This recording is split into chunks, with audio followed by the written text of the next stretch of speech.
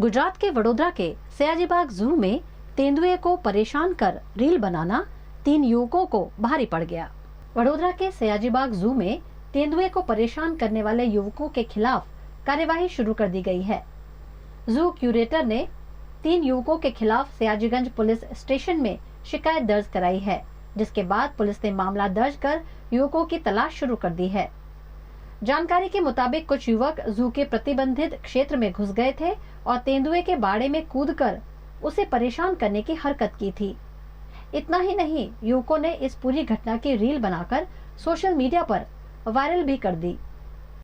नमस्कार, हूँ जणाववा मांगीश के आज एक विडियो वायरल थयो छे जेमां अमुक जे ઝૂ જોવા આવતા સહેલાણીઓ દ્વારા નો એન્ટ્રીના વિસ્તારમાં પ્રવેશ કરીને આ દીપડાની જે રીલ વાયરલ કરવામાં આવી છે તેની સામે સજાગ થઈને તંત્રે તાત્કાલિક ધોરણે પોલીસ ફરિયાદ દાખલ કરવામાં આવી છે અને વન્યજીવન અધિનિયમ 1972 હેઠળ ઝૂના પ્રાણીઓની પજવણી અને પ્રતિબંધિત વિસ્તારમાં પ્રવેશ કરવા બાબતની કલમો દાખલ કરી અને ગુનો નોંધવા સયાજીગંજ પોલીસ સ્ટેશનને અરજી આપવામાં આવેલી છે।